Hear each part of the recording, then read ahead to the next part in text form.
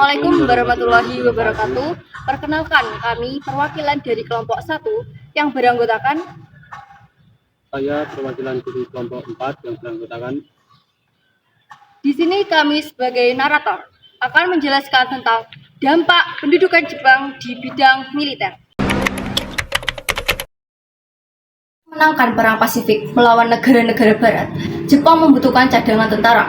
Maka pada tanggal 24 April 1943, Jepang mengumumkan pemuda Indonesia disertakan dalam organisasi militer.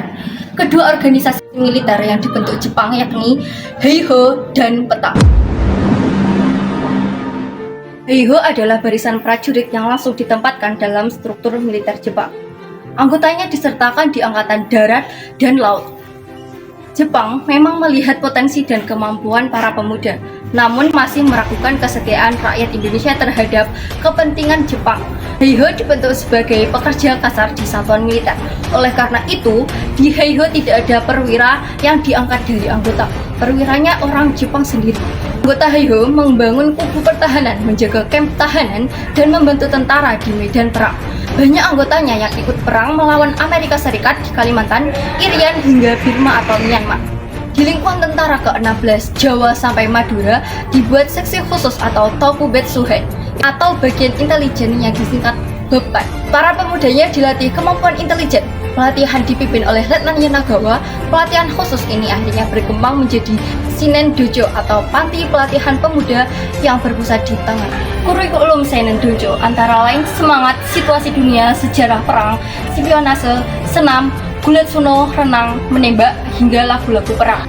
Ada yang kebagian tugas memegang senjata anti pesawat, tank, artileri, hingga mengemudi. Organisasi yang paling terlatih kemiliterannya dibanding organisasi lain termasuk Peta. Masih belum cukup membantu perang, maka Jepang kembali membentuk pasukan. Di akhir latihan angkatan kedua Shinen Dojo, Panglima Letnan Jenderal Komakichi Harada berencana membuat peta seolah-olah diinisiasi rakyat sendiri. Dicarilah orang yang bisa dipercaya Jepang untuk memajukan surat pada Gunseikan atau kapal pemerintah militer. Orang itu yaitu Gatot Mangkopraja mengirim surat permohonan dan langsung dikabulkan pada 3 Oktober 1943 dengan dibentuknya peta atau pembela tanah air secara formal. Kehadiran peta disambut hangat para pemuda. Mereka yang tadinya terdaftar di Seinendan pun mendaftarkan diri. Di peta ada jenjang kepangkatan, ada Daidancho atau komandan batalion, Judancho komandan kompi, Sodancho komandan peleton, Bundancho komandan regu, dan Gyuhei prajurit sukarela. Mereka yang ditunjuk jadi perwira adalah tokoh-tokoh masyarakat yang terkemuka, sementara di barisan Judancho kebanyakan guru, Sudancho adalah pelajar sekolah, sedangkan Bundancho dan Gyuhei dipilih dari sekolah dasar. Tingkat perwira diperoleh lewat pendidikan khusus.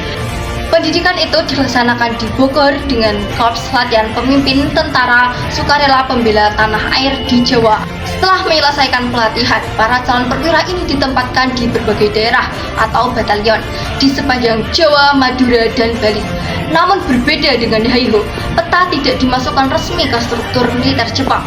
Peta sendiri berfungsi sebagai pasukan gerilya yang membantu Jepang melawan serangan musuh tiba-tiba. Peta lebih populer dengan nama Gyugun atau prajurit-prajurit sukarela.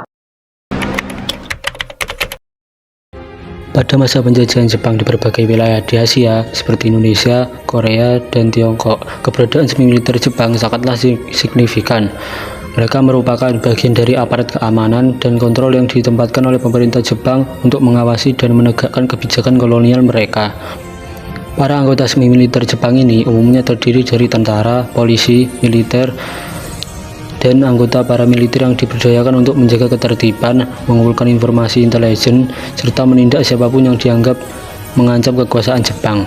Kehadiran semi militer Jepang seringkali disertai dengan intimidasi, kekerasan, dan penindasan terhadap penduduk lokal yang memberontak atau menentang rezim kolonial.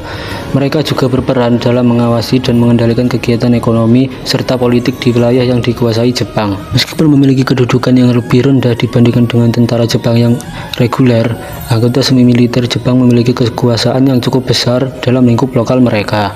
Mereka seringkali bertindak otonom dalam menegakkan kebijakan kolonial.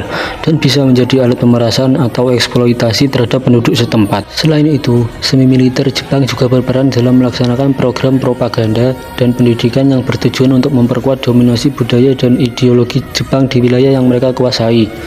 Mereka terlibat dalam penyiaran pesan-pesan pro-Jepang melalui media massa, pendirian sekolah-sekolah yang mengajarkan nilai-nilai Jepang, dan memaksa penduduk setempat untuk mengadopsi budaya dan bahasa Jepang sebagai bagian dari upaya asimilasi. Di sisi lain, ada juga beberapa anggota semi militer Jepang yang menunjukkan sikap manusiawi atau bahkan membantu penduduk setempat dalam berbagai cara.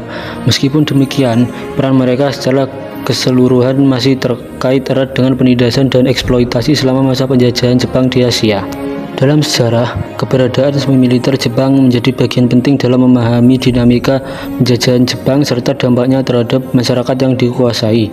Setelah berakhirnya Perang Dunia II dan kekalahan Jepang, banyak dari anggota semi militer Jepang juga mengalami proses pengadilan atau penilaian atas peran mereka selama masa penjajahan.